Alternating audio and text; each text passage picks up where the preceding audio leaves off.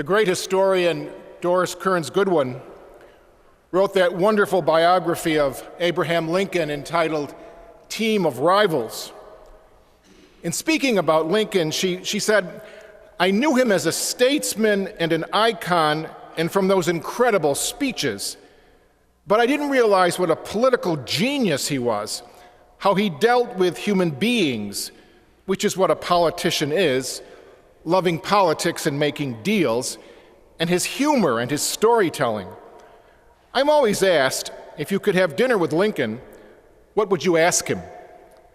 I know I'm supposed to ask what he would do differently about Reconstruction, but I know I'd ask him to just tell stories."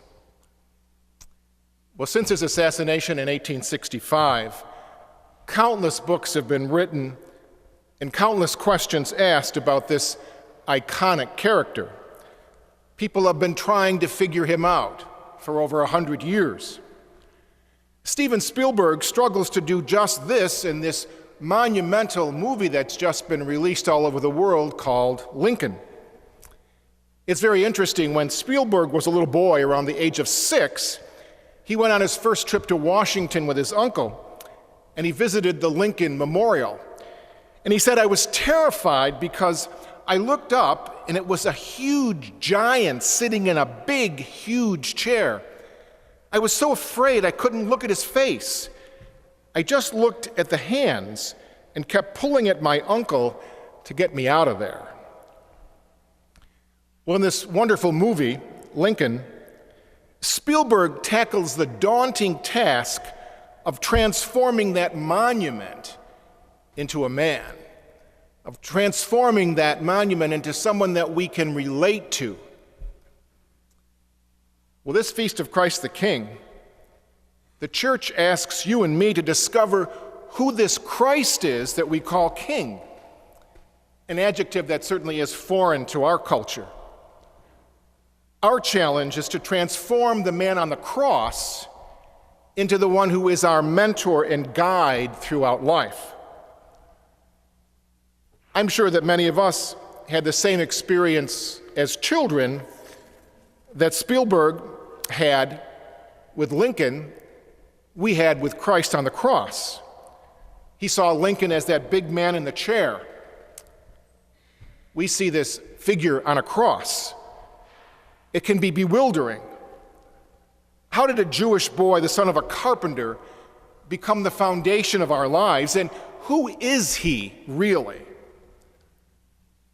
If you see the movie, I think you realize that Lincoln and Christ shared many different qualities. They were both interested in human beings over the rigidity of law. And they were both great storytellers. I kind of wonder on this Feast of Christ the King, if any of us had the opportunity to have dinner with this God-man, what would we ask him? Would we be like Doris Kearns Goodwin and simply ask him to tell stories? I'm sure that we probably would ask some more significant questions like, why is life the way it is, and what can your father possibly be thinking of these days? But first of all, we have to ask of Christ what people have been asking about Lincoln for over 100 years. Who is this Christ we call King? Is he the befuddled rock hero of the play and film Superstar? Or is he the flower child of Godspell? Or the tormented Jesus of Nikos Kazantzakis' novel? Or the pornographic Jesus of those Danish filmmakers? Or the surrealistic Jesus of the Passover plot? You see, many have tried to capture him, painters and sculptors and artists. And through the centuries, many have attempted to fit Jesus into a formula. I'm sure many of us have been tempted in our own lives to fit him into our formula. But it doesn't work. See, many people claim to present a definitive picture of Jesus, but what they actually do is highlight one aspect of his personality to the exclusion of the rest. From the very beginning, people tried to make him what he was not. His friends wanted him to be a Messiah. And throughout his life, he refused that kind of leadership. And the paradox of the whole matter was that he was put on trial for being the very thing that he fought against his whole life. Throughout the centuries, his followers would identify him with political causes, whether the status quo or the revolution. Some saw him as the guerrilla Jesus with a gun on his shoulder. Others saw him as one who underwrites and sustains American capitalism.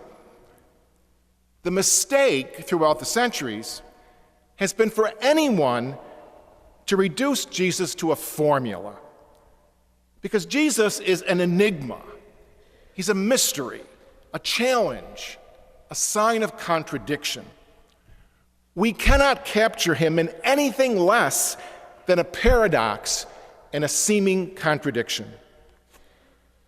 The passion for love and justice, which he spoke about, was too big for any human formula. So when we reduce it to one, we relativize the absolute.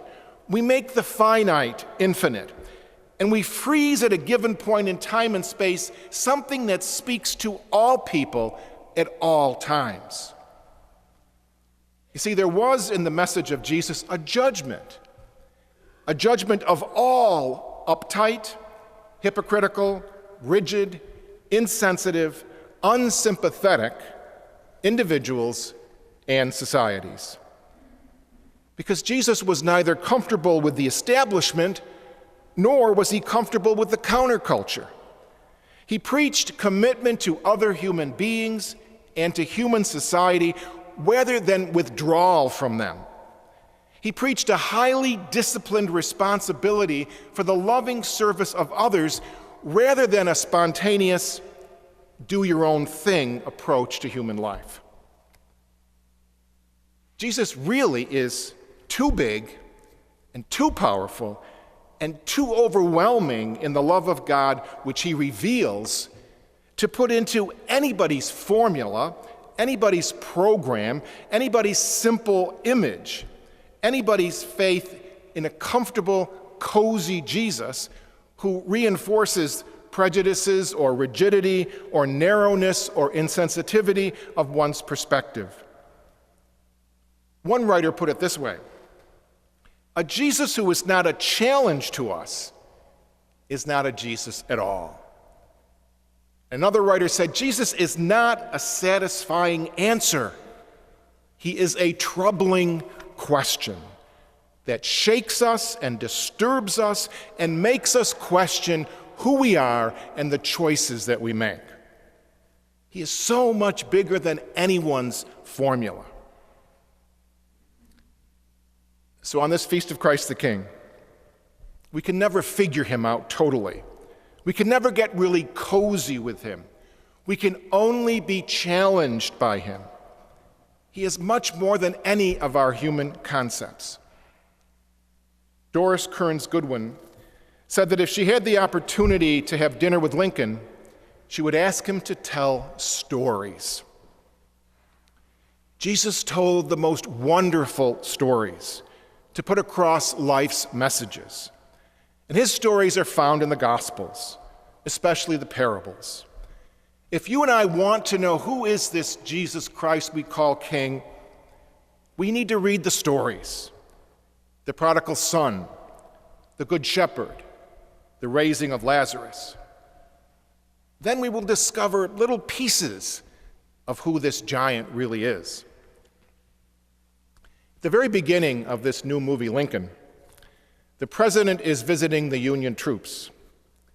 He's talking to two young soldiers, and they begin to tell him that they were there at Gettysburg, and they heard that phenomenal address that he made, and they began to recite it to him word for word, 77 years ago.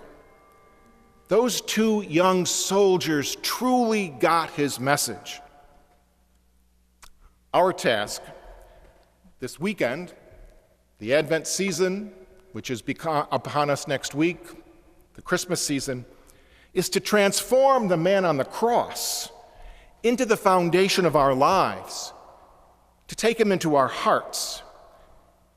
And to do this, we probably need to study his masterpiece, his Gettysburg Address, which of course is the Sermon on the Mount. If we get this message, then we will begin to truly understand who that man is on the cross. And he won't be so bewildering, but he will always be a challenge.